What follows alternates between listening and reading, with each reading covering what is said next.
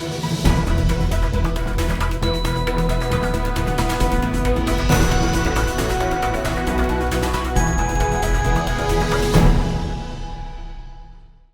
and welcome to this brief video in which we examine the water quality monitoring implications of the Environment Act 2021. And today we're going to be looking at those implications from a water company's perspective. So I'm absolutely delighted to have with me today Wilfred Denga. Now Wilfred works for Severn Trent Water, where he is business lead on the Bathing Rivers programme. So welcome, Wilfred. This is a highly topical, they say you should live in interesting times. So what a great job to have at this time. I wonder if you could perhaps start off by explaining what career path brings you to such an interesting position. Yes, hi Graham, and thank you for having me. So yes, my name is Wilfred Denga, and I joined Severn Trent as a graduate about 15 years ago. And I joined as an engineering graduate, so really interested in how to make a difference and support the environment and associated water quality improvement work that Severn Trent does. And when I started then, I was largely involved in feasibility projects on water treatment works and also the water distribution network. So encountered some really interesting problems to resolve. So learned quite a lot about the science of water treatment, which is absolutely fascinating because lots of really clever people are doing smart things every day to help improve, protect, and ensure that we get the very best of water quality. But also when you look at the distribution system side of things, another really complex area, ensuring that new homes get connected and also ensuring that the pressure is what it needs to be within that water distribution network. And I've also had the opportunity to do engineering projects in the wastewater world and also been involved in the operational elements of the business. So, for example, working at water treatment works and sewage treatment works. So I've learned from really interesting people, and I found Severn Trent to be a place with inexhaustive learning opportunities. Okay, sounds like a great place to work. But I mean, I guess with all that variety of experience, that's probably put you in a good position to take over this role. That's where you're looking at bathing water quality. And of course, one of the issues that affects bathing water quality in rivers is storm overflows, which of course have been in the papers a lot recently and in the media and so on. I wonder if perhaps you could briefly explain for our viewers how it is that untreated sewage can and does end up in rivers. Yes, and so working on the Bathing Rivers project means that we're taking a lens that's different to the usual when it comes to how we look at river water quality and linking that to our own network and also the activities in the wider catchment. As for sewage treatment and the network and how it operates, the UK uses mostly combined systems. And combined systems are sewer systems where you have sewerage and also surface water in the same pipe. And there are challenges with that. And those challenges are to do with how the system can get overwhelmed when there are storms or when it's inundated with flow within them. So this is one of the legacy of the Victorian systems of engineering, which gave us lots of really amazing things. But this is one of those things that when we look at, we think, oh, perhaps this could have been a bit different in terms of how it functions to how we need it now. And these combined sewer systems are triggered when they're inundated, as I say, by storms and surface water. And they have got features known as overflows, and these overflows are designed to act as safety valves or safety relief valves to stop homes being flooded by this excess water. So places that are sensitive, schools, roads, we don't want them to suffer from flooding. And so these overflows, in essence, give protection to that. But of course, it means that they activate into locations such as rivers. The causes of them are as broad as sometimes blockages as well. So in Severn Trent, we say that only the 3 P's should end up down the drain. So pee, poo, and paper. But sometimes what we find at our treatment works is that you've got nappies, you've got wet wipes, types of materials that can end up blocking the actual pipe itself, or getting caught at various joints within that pipe, and which means when you've got a blockage, it causes these overflows to activate at times where we don't want them to do so. Surface water is another major contribution because with development over time, both publicly and privately, the more hard surfaces we have in our homes, more roads and other hard surfaces, it just means more and more surface water is ending up in our sewers. We estimate that if we didn't have any surface water in our sewers, they are of sufficient capacity to manage the sewerage needs that we require as a population. So that's a very quick summary of how the system works. Very good. Thank you. And so with all the publicity, I mean, you obviously have got climate change exacerbating the situation, and with all the publicity that there's been of late, does that mean that the situation with regard to storm overflows and river water qualities is getting worse? So there are probably many reasons why this is a subject that we're seeing quite a lot at the moment, and it's probably largely to do with just increased awareness of overflows. Perhaps this is something that people just didn't know existed because the sewer system is largely hidden from view. Really, it runs beneath our feet, in the roads and the pavements. It's only when there's a problem that people tend to then become aware of that. But can categorically and confidently say that over the last 30 years, there has been improvement in river water quality and the operation of these networks, because they've seen a lot of investment over that time. And even in more recent times, in the last few years, we have invested a lot more as well into reinforcing that network, because we've recognized that actually this is something that people are very passionate about, and because we are as well, we are looking to really drive improvements such that our activities do not cause harm where we operate.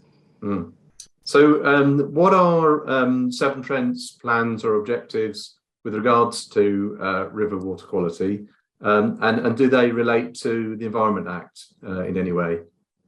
Okay, so there are some links. So at Severn Trent, we recognize that people would like to see improved river water quality, and we're determined to play our part in that. And so about a year ago, we launched our Get River Positive campaign, which includes a set of firm commitments. And in that time, there's a lot of there's already been some progress which we can also talk about. But for example, we know how our network operates. So, for example, we've got full coverage of monitors on all our overflows. We've made commitments that by 2030, we do not want to be one of the reasons for rivers not achieving good status, and that means reduced use of overflows in our region. We've also committed to creating more opportunities for people to enjoy rivers in our network and to also support others, because we are responsible for under 24% of the reasons for rivers not being in good status. But it clearly means that there's a really big 76% that is others. So we're working with others, including farming, to do that. And also, this is about the environment. So we've also committed to creating new habitats for wildlife. So activities like tree planting.